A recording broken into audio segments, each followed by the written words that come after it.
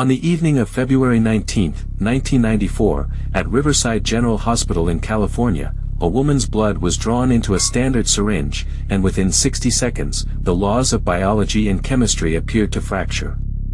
When the plunger was pulled back, the medical staff did not see the deep crimson of oxygenated blood, but a dark, oily sludge that smelled of rotting garlic and ammonia. As the blood began to swirl in the vial, small, jagged, manila-colored crystals began to spontaneously crystallize within the fluid. Seconds later, a nurse standing 3 feet away felt her face begin to burn. Within 5 minutes, the entire emergency room was a dead zone. Staff members were collapsing like dominoes, seized by tremors and respiratory failure, while the patient at the center of the storm remained seemingly oblivious to the biological weapon her own body had become. This was not a viral outbreak or a gas leak. This was the beginning of the most suppressed medical anomaly in American history, a case where the official explanation of mass hysteria is so scientifically impossible that it serves only to mask a much darker chemical reality. The patient was Gloria Ramirez, a 31-year-old mother of 2. She had been rushed to the emergency room suffering from late-stage cervical cancer and tachycardia. To the doctors, she was a routine, albeit tragic, case. But as the medical team fought to stabilize her heart, the environment inside Trauma Room 1 shifted from clinical to surreal. When a respiratory therapist named Maureen Welch began to assist, she noticed a strange, oily sheen covering Gloria's skin, a residue that looked like a thin coat of industrial lubricant. It wasn't sweat. It was thick, viscous, and carried a pungent, fruity garlic odor that seemed to hang in the air like a physical weight. When Dr. Humberto Ochoa ordered a blood draw, the reality of the situation spiraled. The blood was thick. It was slow. And as it hit the air inside the syringe, it began to change. Nurse Susan Kane leaned in to check the vial and was immediately struck by a wave of nausea. She described a chemical odor so powerful it felt like it was etching the inside of her lungs. She stepped out of the room, fainted, and never fully regained her previous health. Then, Julie Gorczynski, a medical resident, noticed the crystals. These were not microscopic, they were visible to the naked eye, floating in the dark blood like shards of glass. As Gorczynski stared at the vial, her vision began to blur. She felt a heat rising in her chest. She stepped away, collapsed, and began to convulse. By the time the hospital declared an internal disaster, 23 staff members were symptomatic. 5 were hospitalized. Gorczynski spent 2 weeks in intensive care, developing pancreatitis and avascular necrosis in her knees. Literally, her bone tissue began to die as if she had been exposed to deep-sea decompression or high-level radiation. The official narrative, quickly disseminated by the California Department of Health and Human Services, concluded that this was a classic case of mass sociogenic illness. They argued that the stress of the ER, combined with the sight of a dying woman and a perceived odor, triggered a psychological chain reaction. But the data refuses to align with this conclusion. Mass hysteria does not cause a medical resident's bone marrow to die. It does not create physical crystals in a blood vial. It does not cause the blood of a patient to smell like an industrial solvent. The investigation shifted to the Lawrence Livermore National Laboratory, a facility better known for nuclear weapons research than medical forensics. Their task was to find a chemical reason for the catastrophe, and what they found was a pathway of chemical synthesis that suggested Gloria Ramirez was walking around with a biological bomb inside her veins. The Livermore scientists proposed a 3-stage chemical metamorphosis. They hypothesized that Gloria had been using dimethyl sulfoxide, or DMSO, as a home remedy for the pain caused by her cancer. DMSO is an industrial-strength solvent and a controversial miracle drug often used by athletes and terminal patients. It has a distinct garlic odor. However, DMSO is relatively stable. The theory suggests that the oxygen administered by the paramedics in the ambulance reacted with the DMSO in her system, converting it into dimethyl sulfone. Under the intense electrical shocks of the defibrillator paddles used in the ER, this substance supposedly underwent a final, lethal transformation into dimethyl sulfate. Dimethyl sulfate is not a medicine.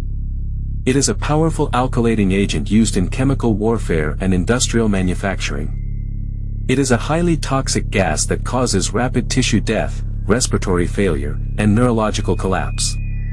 Its symptoms perfectly match what the ER staff experienced. But there is a glaring, logical flaw in this ice tray theory, as it became known. This specific chemical reaction, turning a topical pain cream into a lethal nerve agent via medical equipment, has never been replicated in a laboratory. Not once. In every attempt to force this reaction, the yield was zero. The temperature and pressure required to synthesize dimethyl sulfate in a human body would have to be so extreme that the patient would have burned from the inside out long before reaching the hospital. This leads us to the logical pivot. If the ice tray theory was a scientific impossibility designed to provide a plausible-sounding cover, what was actually in Gloria's blood? To understand that, we have to look at the behavior of the hospital and the county coroner in the aftermath. Gloria Ramirez died 45 minutes after arrival. Her body was immediately placed in a sealed lead-lined casket. The autopsy was delayed for weeks and was eventually performed by pathologists wearing pressurized moon suits, breathing through independent oxygen supplies. When the family requested an independent autopsy, they were told her organs had been too decomposed to test, despite being kept in a high-end medical freezer. Even more disturbing, her heart was missing. The coroner claimed it was lost or discarded during the initial examination.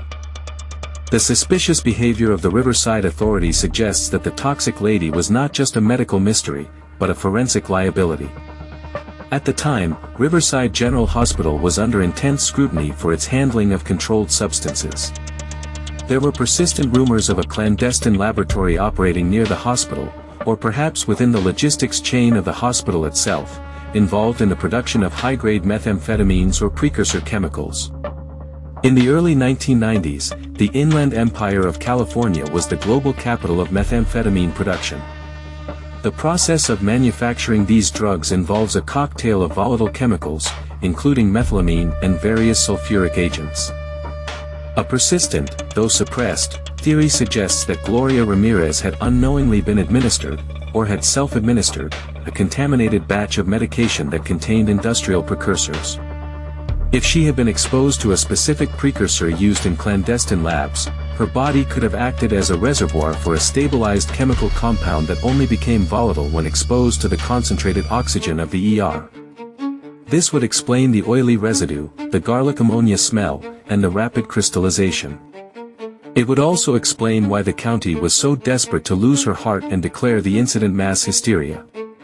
If the public realized that industrial-grade toxins from the local drug trade were finding their way into the bloodstreams of ordinary citizens through contaminated medical supplies or groundwater, the resulting panic would have been uncontrollable. But the mystery goes even deeper when we look at the specific symptoms of the survivors. Julie Gorczynski didn't just faint, she suffered permanent, life-altering physical damage. Avascular necrosis is a condition where blood flow to the bone is cut off, causing the bone to collapse. This is a common side effect of exposure to specific industrial toxins and certain types of high-pressure chemical reactions. It is not a symptom of stress. The presence of the manila-colored crystals in the blood is the final piece of the puzzle that the official narrative cannot solve. In forensic chemistry, crystallization in the blood occurs only under very specific conditions involving high concentrations of salts or specific chemical salts like those found in cooling systems or precursors for synthetic stimulants. When we analyze the timeline of the investigation, we see a pattern of redirection. The Lawrence Livermore lab report was leaked to the press before it was peer-reviewed. The hospital's own internal air quality tests, which initially showed traces of various chemicals, were later lost or declared inconclusive. The staff members who tried to sue for workplace safety were silenced through settlements that included non-disclosure agreements. Why would a case of mass hysteria require non-disclosure agreements? Why would it require a lead-lined casket for a woman who died of natural causes? The truth likely lies in an intersection of three factors: a rare, undetected chemical interaction, a contaminated medical environment, and a government-level desire to avoid a massive product liability or environmental lawsuit. Gloria Ramirez was the toxic lady not because of a miracle of nature, but because she became a biological vessel for a substance that was never meant to enter a human body. The crystals in her blood were a physical manifestation of a chemical reality that the medical community was unprepared to handle. When the system failed to protect the staff, the system did what it does best: it gaslit the victims. The mass hysteria diagnosis was a calculated insult. It told the doctors and nurses who nearly died that their brains were malfunctioning, rather than their environment being lethal. It ignored the fact that the crystals were photographed. It ignored the fact that a woman's body was treated as hazardous waste. The case of Gloria Ramirez remains open in the minds of those who were there. It serves as a haunting reminder that the human body is a complex chemical factory, and under the right, or wrong, conditions, it can produce substances that defy medicine and terrify science. The reveal is not that Gloria was a monster, but that the environment we live in is so saturated with synthetic compounds that we are all just one wrong reaction away from becoming a hazard to everyone around us. The missing heart, the missing files, and the dead bone tissue are the cold truth that the ice tray theory tried to freeze out of history. To this day, the air in Trauma Room 1 at the old Riverside General is whispered to carry a faint, metallic tang. The hospital has since been replaced, the old building torn down and the soil treated. But the question remains, if it was truly mass hysteria, why did they have to bury the evidence in a lead box? The logic dictates that you only bury what you are afraid will leak. And what leaked out of Gloria Ramirez on that February night was a secret that 1990s science couldn't explain, and 1990s politics couldn't afford to admit. The mystery isn't just about what was in her blood, but about who knew it was there before she ever walked through those hospital doors. As we look at the data, the dimethyl sulfate theory remains the most scientifically plausible of the impossible options, yet it requires us to believe in a sequence of events that has never happened before or since. In any other field, if a theory cannot be replicated, it is discarded. In the case of the toxic lady, it was enshrined as the official truth because the alternative, that a hospital environment could spontaneously create a war-grade nerve agent, was too terrifying to contemplate. The logic of the cover-up is simple: it is better to have a mystery that makes no sense than a truth that demands a total restructuring of public safety. The toxic lady was a victim of her illness, but she was also a victim of a chemical age that has outpaced our ability to monitor it. The shards of manila glass in her veins were the warning signs of a new kind of forensic nightmare, one where the body becomes the weapon and the crime scene is the air we breathe. When you strip away the atmospheric dread and the hospital ghost stories, you are left with a set of physiological facts that point toward an industrial contamination.